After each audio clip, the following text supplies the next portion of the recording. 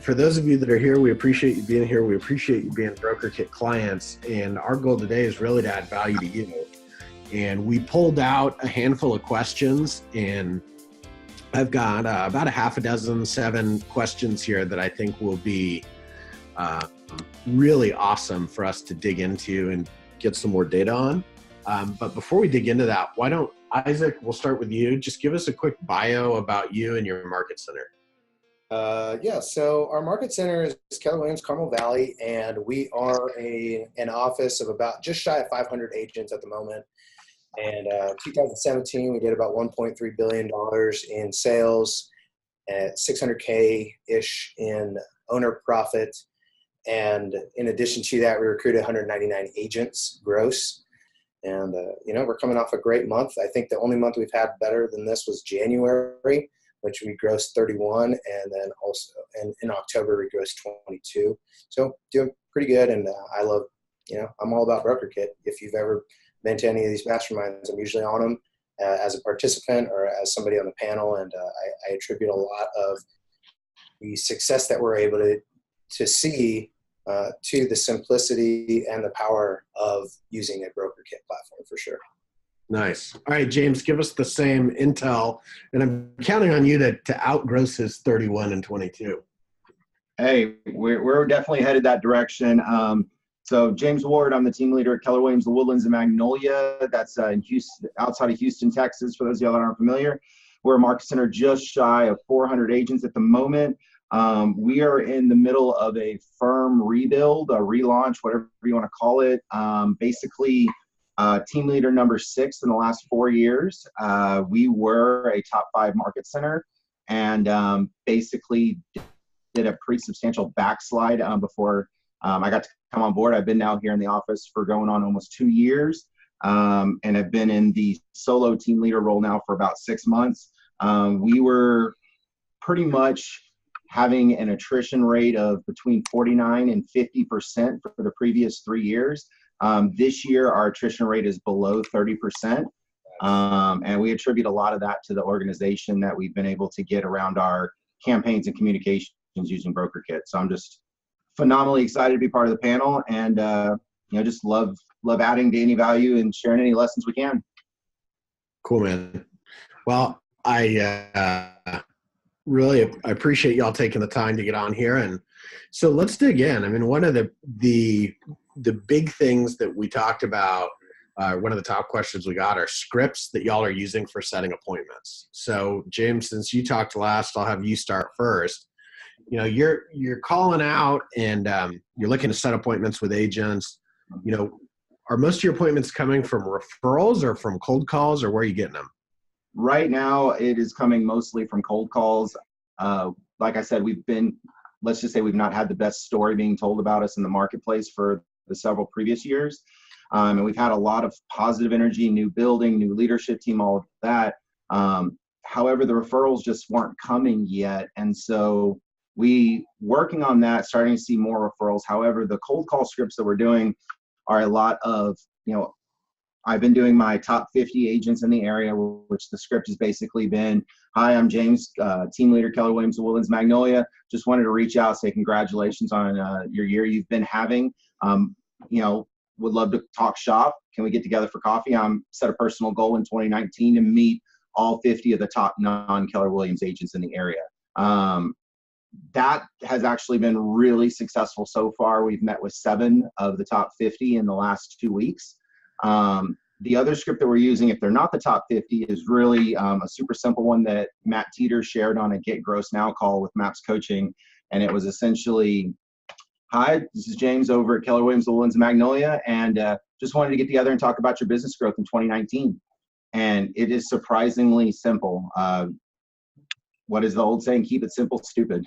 We were trying to overcomplicate it and tell too much of the story on the phone, and we just stopped that altogether. Yeah, isn't it amazing how the simple script of I'm new and I'm looking to meet some of the top agents in the area gets appointments? Yeah, and even now when they're like, I've seen you around, it's like, yeah, we stay in a spirit of curiosity and we're always growing. I will tell you the thing that really I think is added to our success in setting those appointments is we've really built out several smart campaigns inside of Brokerkit and actually have very important messages going out to those agents. Jeremiah, you said one of your things in one of the Brokerkit videos that you have up on YouTube, and it was this idea that systematic doesn't equal automatic. And that really just blew it open for us, because so much of our systematic, quote unquote, communications before were kind of like the guy at the bar walking up to the lady and saying, hey, look at my shiny Rolex, look at the keys to my Maserati. And it wasn't about them. And so now we've actually built a lot of our campaigns around, MREA 24 topics, and try to talk to them about what they really want to hear and what they need. That's cool. I really like that.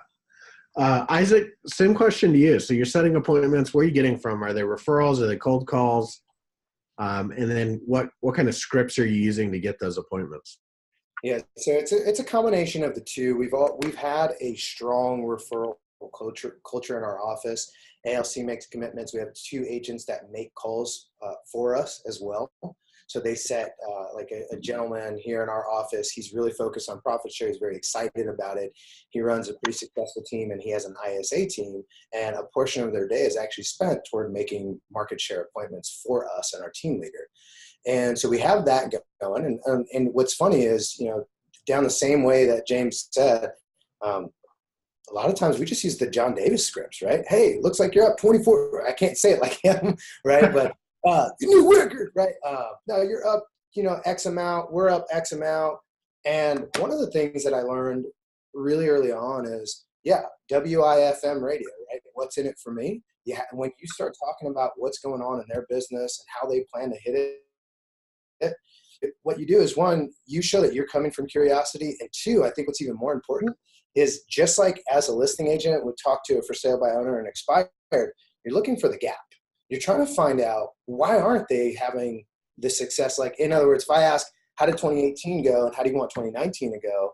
Why didn't 2018 go the way you expect 2019 to go? And like, find the gap in between what's going on in their business and where they want to be. And then use the 24 topics, or if you look back at the last 3 pages of the KPA report, right, you'll see where it matches up their issue or their problem with their business, and it matches up with the KW resource and the value for it. Honestly, we drill that. We get into the conversation just by saying, hey, congratulations on your business. We're really excited. How'd you do it? I'd love to chat with you a little bit more about that. And we talk with them, and slowly, when you come from curiosity, that's when they start also giving you access to their vulnerability, right? Their area of opportunity for their business. So once you key in on that, you say, oh, wow, really? So what you're saying is that if you can really just find some top-notch talent and stop the turnover in your business on your team members, then 2019 should be a home run year for you, right? They go, yeah, okay, great. Well, have you ever heard about career vision? They gotta know, what's that? Okay, well, I'd love to chat with you more about it, right? And it's just using the resources that KW already gave you, and the same stuff that we used in our real estate businesses, which is come from curiosity, find the gap, and then match up the gap with the resource. And Jeremiah, you taught me this, man. I use this script all the time. We're just a conduit to resources and the on-ramp to your success. So I just know deep down inside that I have access to the world's best resources. So whatever is going on in your business, I probably can't fix it. I'm not that smart. I'm not that talented. I don't even have that much time. But I do know the people that can help you fix it. And so having that in combination with coming from curiosity, exactly what James is saying, I think that's where we're really hitting the home runs, is just asking about their business. What we also do is we use, broker metrics and stuff like that to see if they are. So getting into, specific things that Brokerkit helps us do is we do that research. We see if they're up or down in their production, and then we tag them. And we tag them production up or production down. And then depending on what we're going to focus on that day, we'll call the people whose production is down, and we'll have that same find the gap conversation. We'll start it off a little differently. We're obviously not congratulating them on having a negative or going back in their business. But what we do is we talk to them about it and say, hey, look, how's your year been? Oh, it hasn't been as great. How does it compare to last year? They usually don't know percentage-wise. However, they can feel it. Right? They know that they're doing a little bit worse. So we go, okay, well, what do you think's changed? Is it the market or something you're doing? And then if they're doing a great job, we just kind of use that as well. And so that's one of the things that Brokerkit really helps us do in the tagging is Once we realize someone's production is up or down, we tag them accordingly. And then we rip that for a few hours at a time so that we're just constantly doing that and focusing on those people. And then in addition, the good old fashioned, can I tell my team leader about you? Or would you take a team leader, a call from my team leader script? You know, it still works. So we get a lot of referrals that way too. That's cool. So you just dropped a lot of content, and there's one thing you said that I think always blows people's minds, and it's that you have two agents that make your prospecting calls and set appointments. So can you unpack that, dig a little bit more into that? Yeah, absolutely. So what we do is we actually pay them per appointment, right? So the agreement that we have is a minimum of 16 market share appointments a month, and we pay them $100 a head.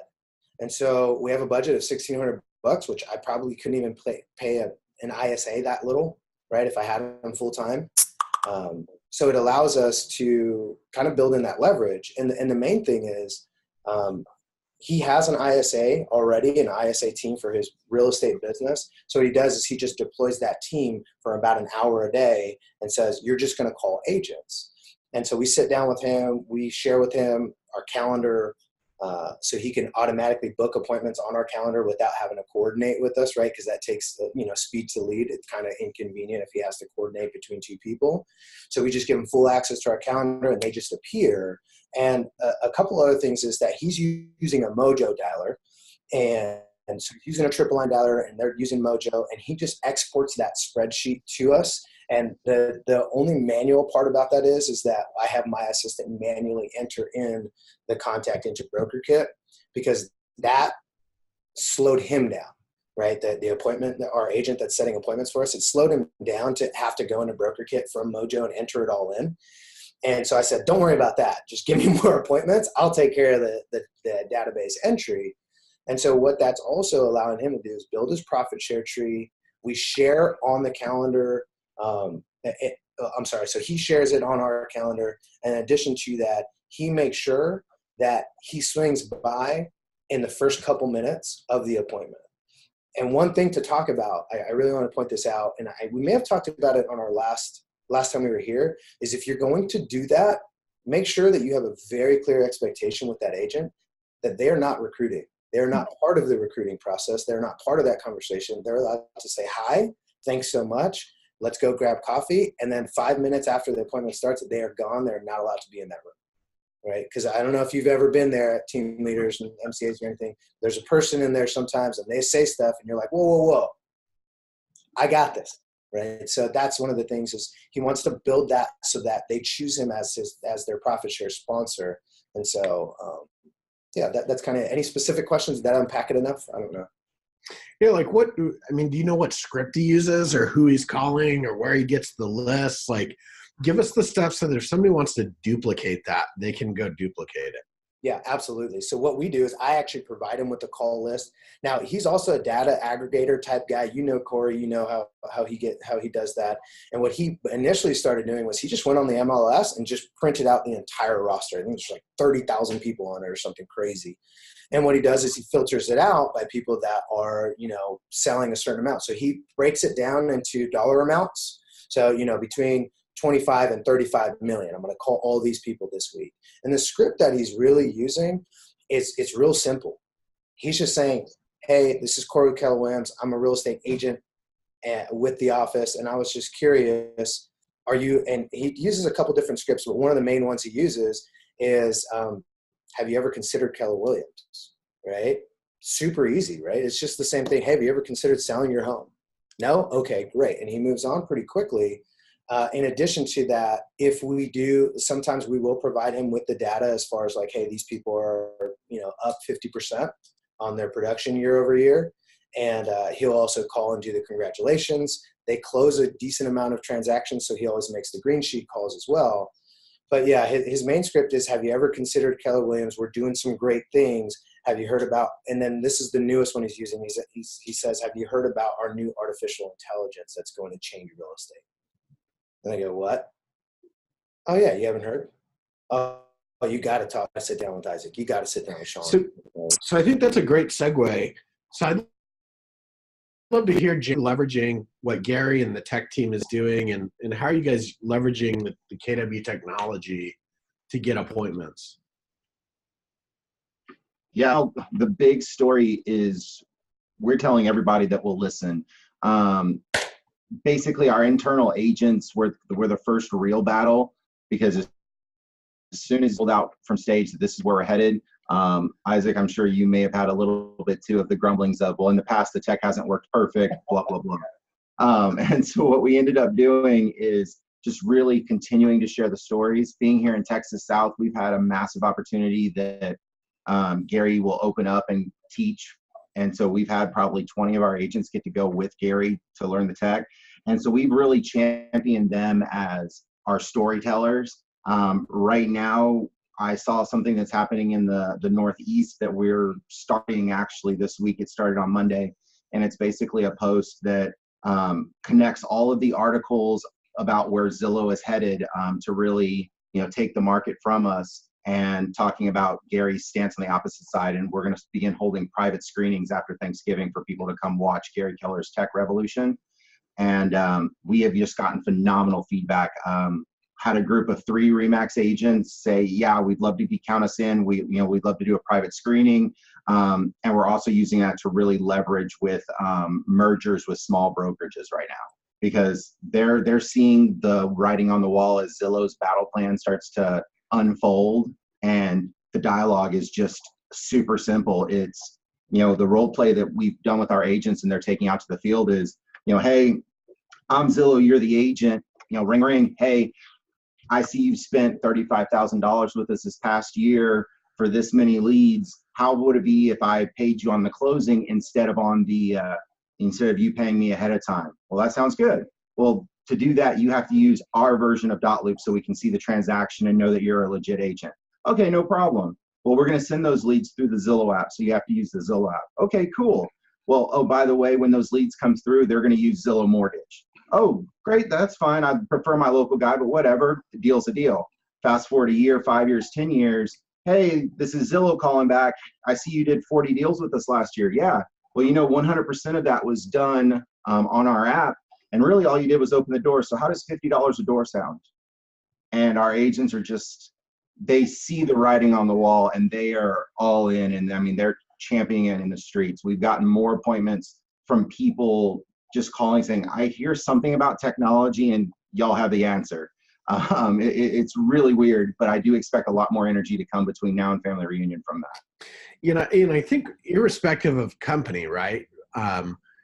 Technology is changing, and we've got iBuyers, we've got lots of big venture capital coming into real estate, and mortgage companies turn into real estate companies turn into mortgage companies. Times are changing for sure, and it's creating uncertainty. And so whenever agents are uncertain, they're looking to make changes. And we know that Halloween is, for me at least, was always the kickoff to recruiting season.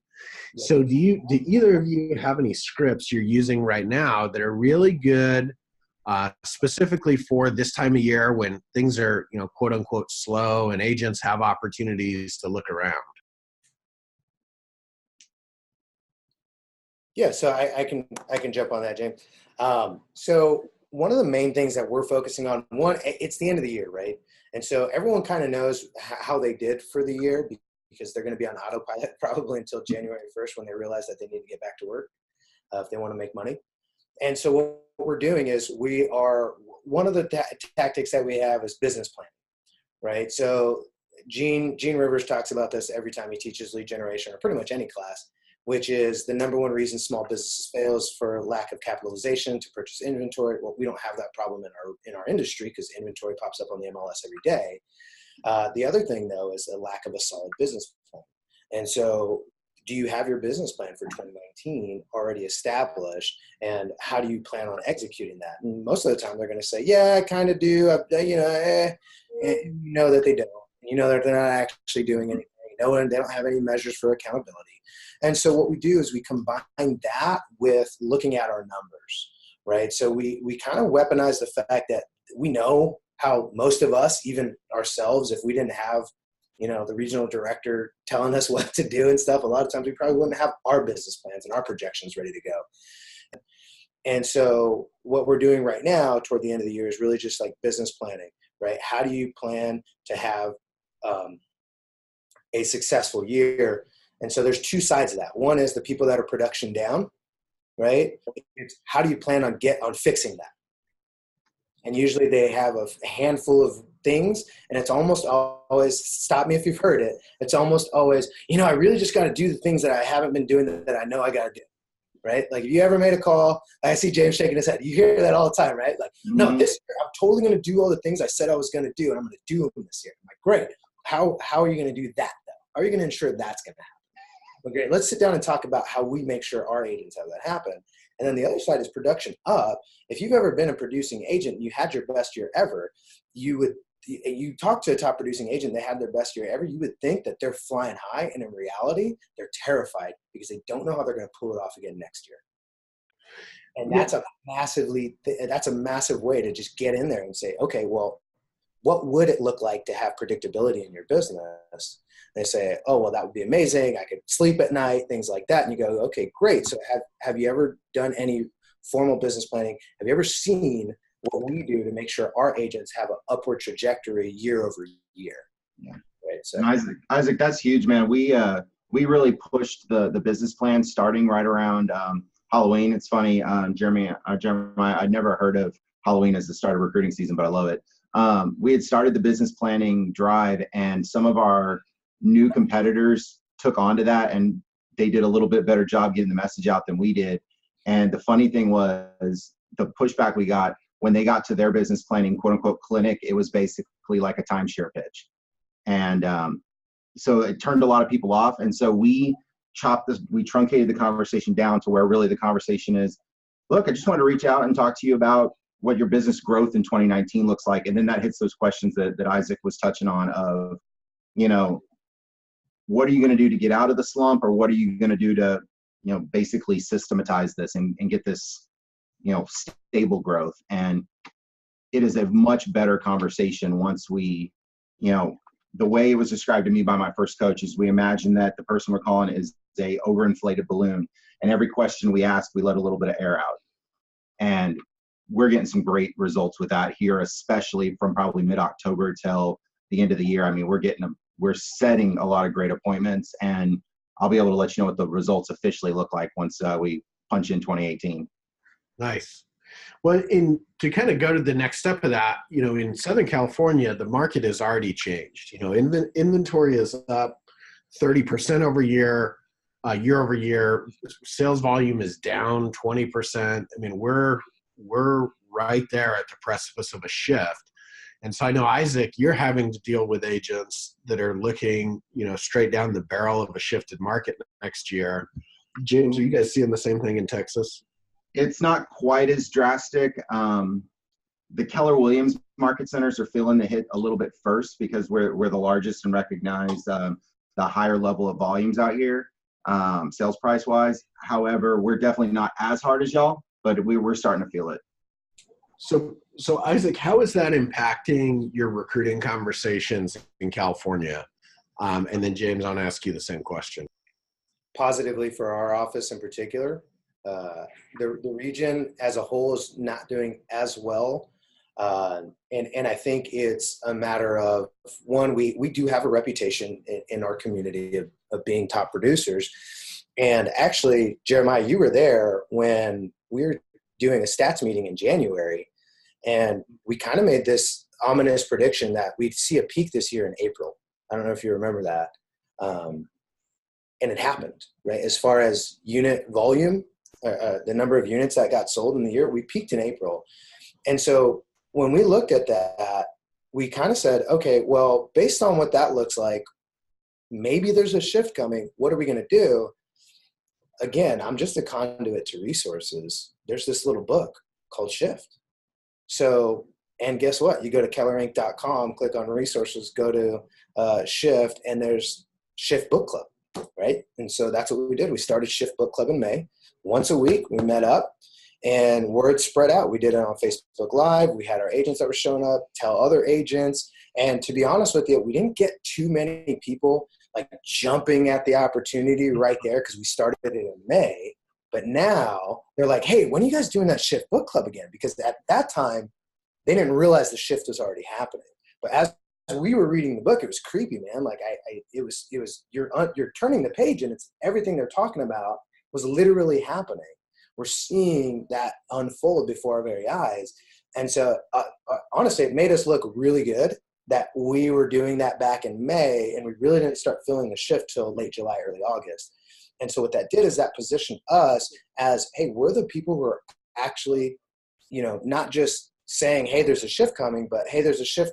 There may be a shift coming. We're not sure, right? We don't want to be the cry wolf people, but at the same time, if there is a shift coming, we're the ones that are focused on it. What's your office doing, right? What are you guys doing to prepare for that? And, kind of preaching that message, which is the tactics are going to change. You're already seeing that you can no longer put a sign up for you put a sign up and by the time you get to your car, you have to go put the pending sign up. That's how it was the last 3 years. And so that's no longer the case. What skill sets are you going to need to acquire or, tap back into if you've been a producer for many years throughout any shifts? What are those tactics going to look like? And so our agents and us as recruiters, we're constantly communicating that, which is, hey, look, if there's a shift happening, there's going to need to be a shift in your strategy and your tactics in order to succeed. What does that look like in your business? Do you even know? Let's sit down and talk about it. Does that answer the question? Yeah, and I think we teed this up, and it's not often I'll take credit for something, but I was in Isaac's office for 6 years, and every second or third Monday of the month for 6 years, we did a market stats meeting where I taught the agents how to interpret this kind of data. So when Isaac is saying we told him it was coming at the beginning of this year, it wasn't like sticking your finger in the and guessing. We've been watching the stats for 6 years. It was clear that we were oversold, that it wasn't going to continue to run, and this was the end of the cycle. And so our agents have been well equipped at that level. And if you're not doing weekly meetings and you're not staying in front of the market stats for your agents, we've got to be the ones that build the talking points as the leaders to teach them how to use those when they're communicating with clients and make it easy for them. James, how about you? Let's talk, hear how you're leveraging, because you're kind of at the beginnings of the shift. And by the way, we started talking about this 2 years ago. We started telling the agents, hey, we're on a roller coaster and we're kind of doing the tick, tick, tick, tick, tick up the hill thing.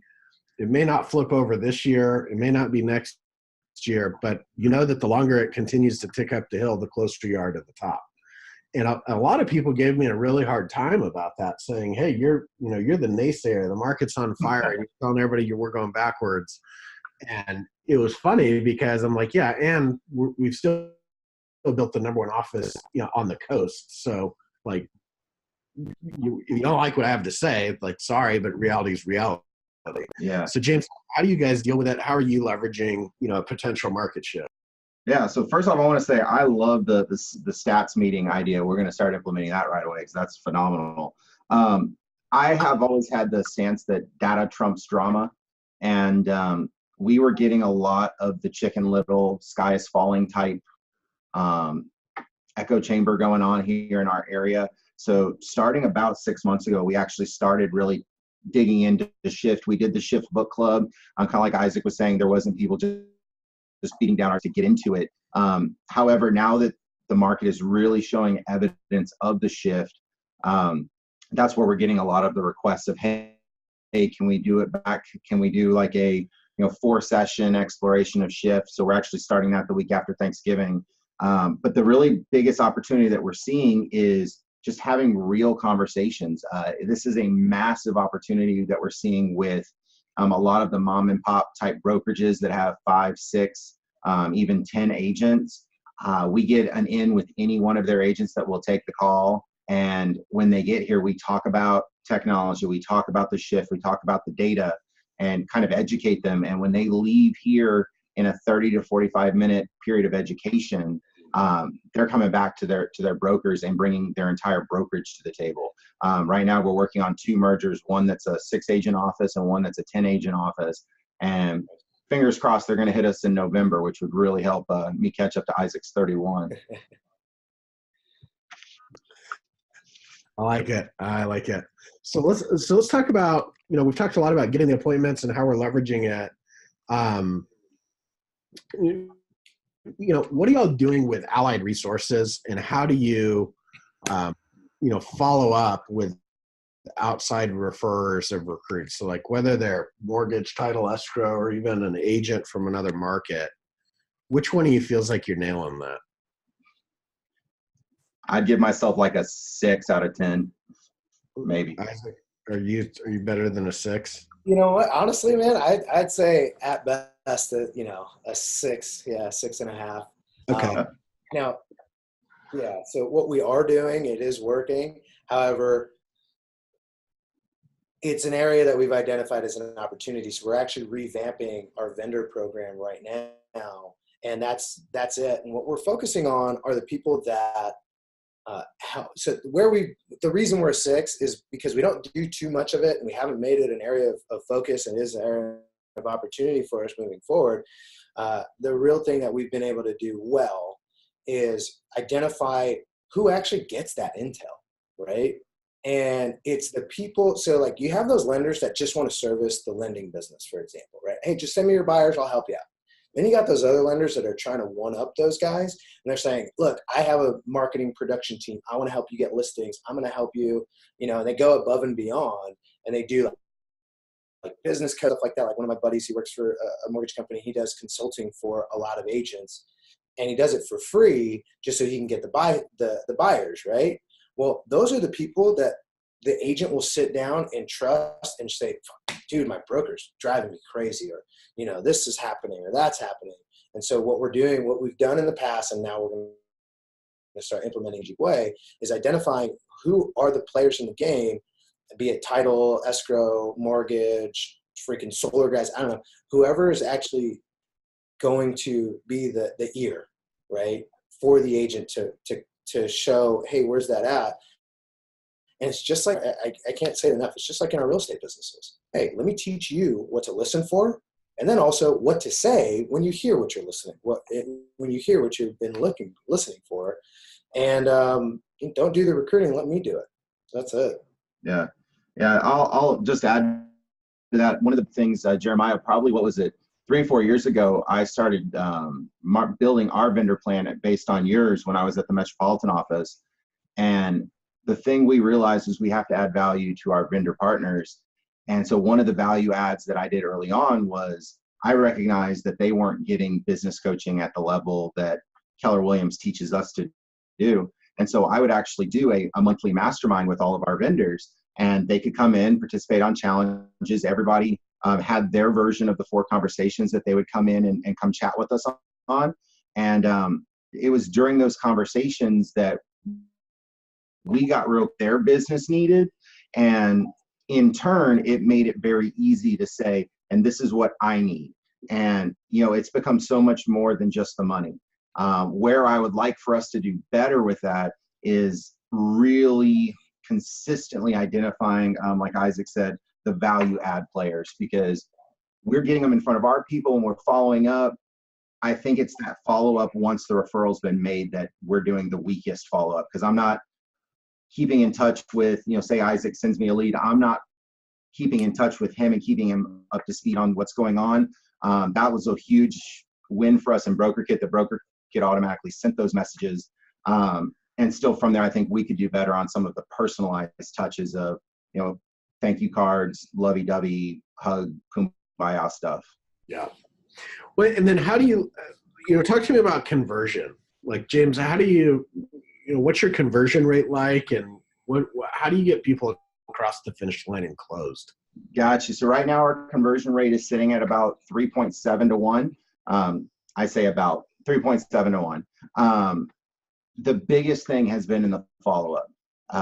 I realized pretty early into the team leader role that I would get probably 1, maybe 2 out of 10 appointments that would say on the spot, yes, let's sign them up. My team kind of makes fun of us because it's usually the ones who cry in the appointment.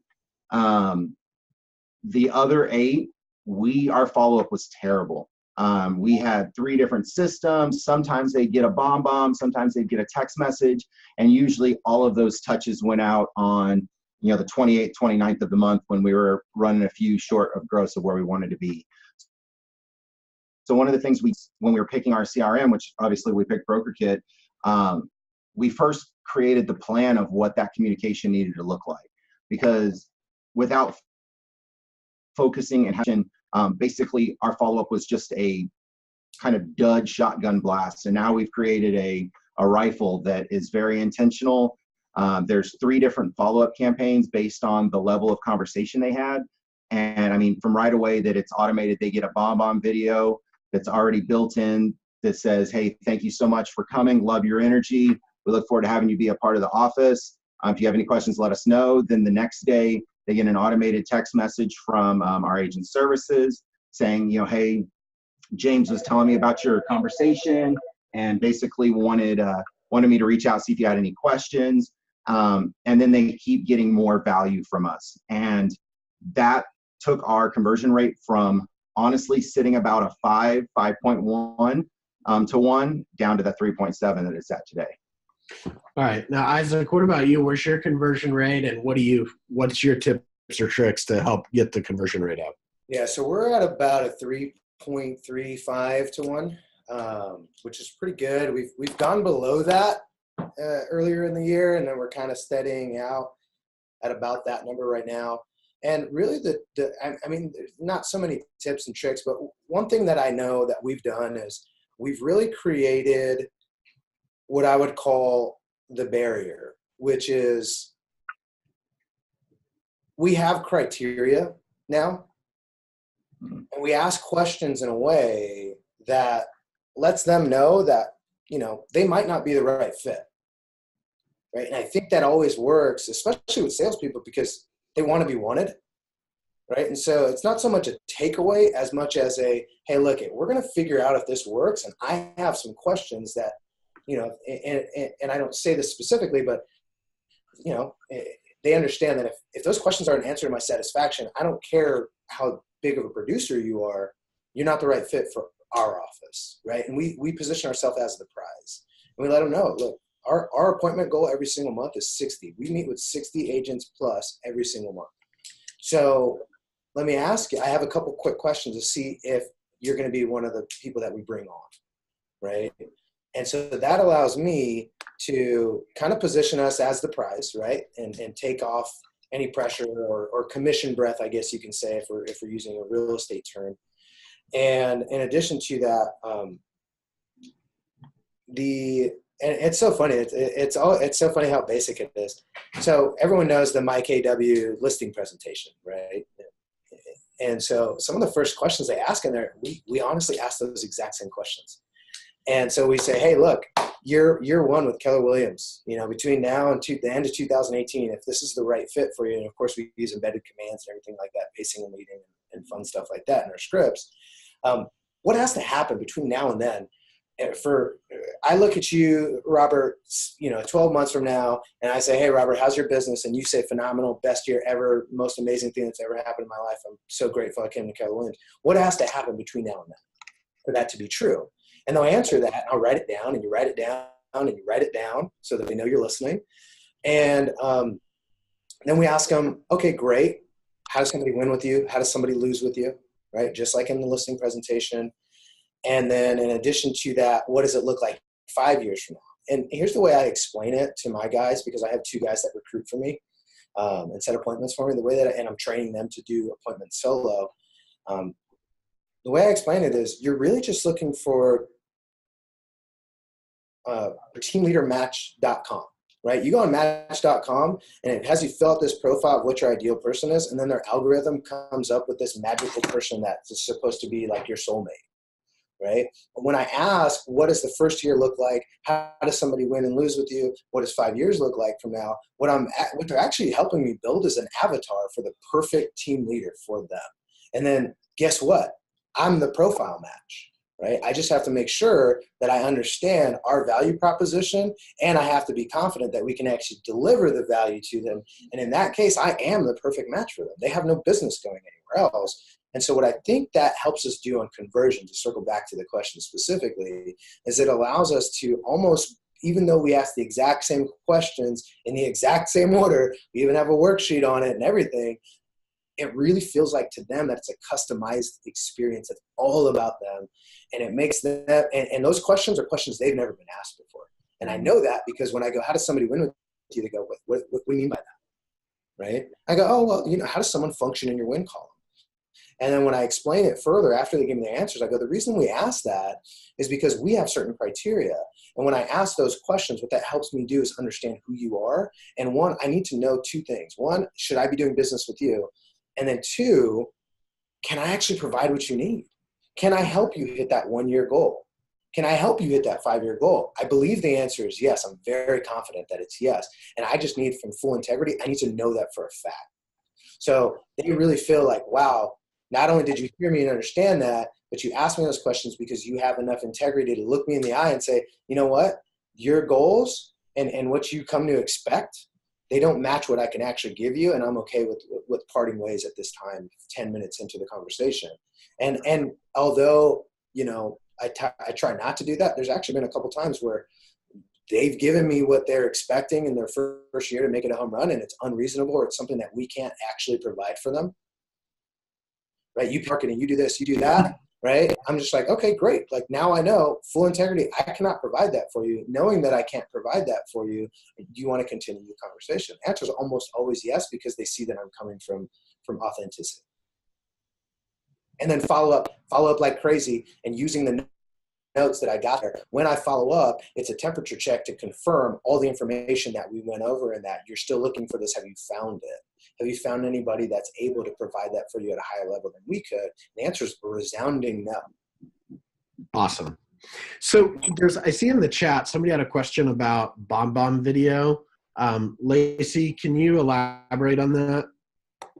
Yeah, the question in the chat is Jen is a new team leader, or I'm sorry, a new team leader and new to Brokerkit.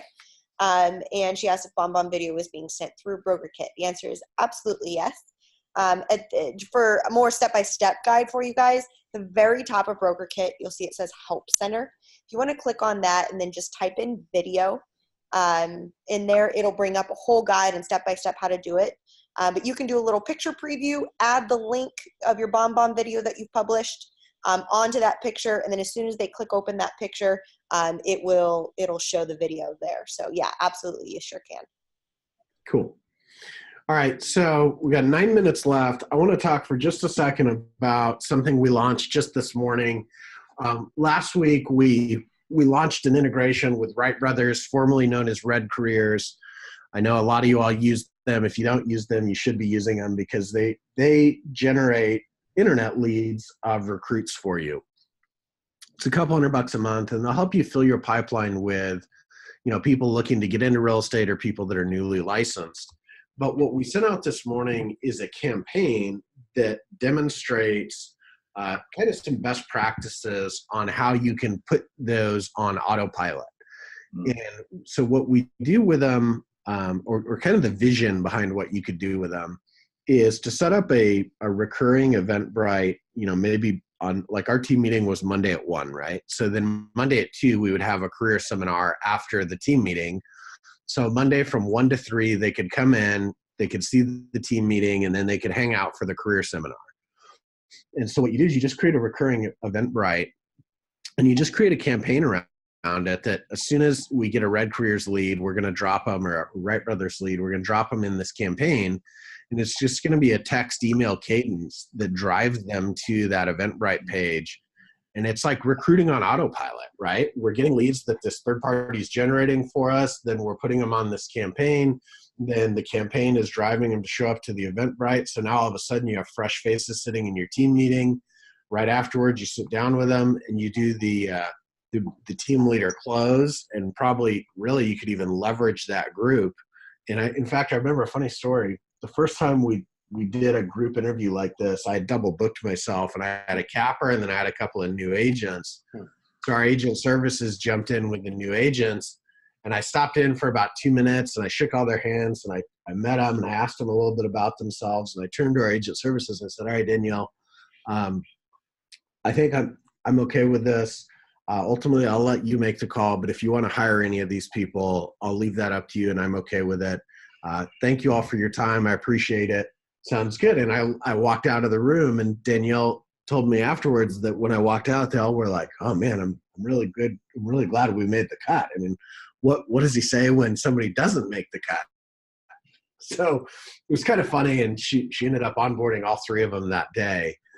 So the group dynamic is a really good dynamic especially for new licensees. It helps them kind of eliminate the guppy feel and build some rapport with the people they'll be coming in with. So we really look forward to y'all plugging into that campaign and testing it and seeing what you can do with it. And just a quick side note too, don't forget that we are now integrated with Wright Brothers in case you did miss that email. So make sure you look for your API key, which is in your team settings. Actually, let me show you just right here. So it's going to be in your team settings. This is what you're looking for.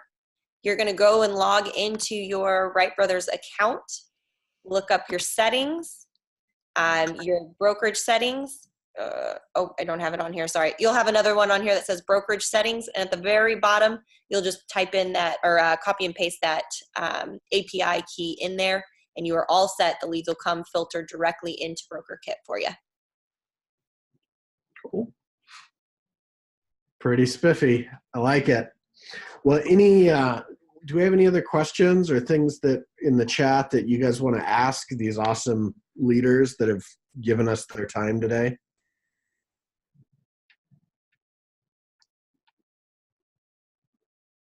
I don't see it. All right. Yeah, it looks like we're wrapping up. We are recording this video, so we'll be sure to have that in an email sent out to you guys, so you can always look back at some of the stuff. Oh, we did get one question. Sorry. Do you ever get anyone asking to be removed from your campaigns? If so, how do you handle it? Is it automated or a manual process? I can answer the last part of it. You guys can answer whether or not you get that for being taken off. If they do ask to be removed, at the very top of every profile is the campaign, and there's a little trash can next to it. So it is a manual process. You just simply click on the trash can, and then they won't receive any more correspondence from that campaign. James, actually, his campaigns are fire. So James, if you want to, I love your campaigns. If you want to address whether or not people get asked to be taken off. Sure. What I found is prior to Brokerkit, we were doing all of our campaigns through eEdge and Market Leader. And so what we were seeing is we were seeing a massive unsubscribe rate, something to the tune of like 15% were unsubscribing.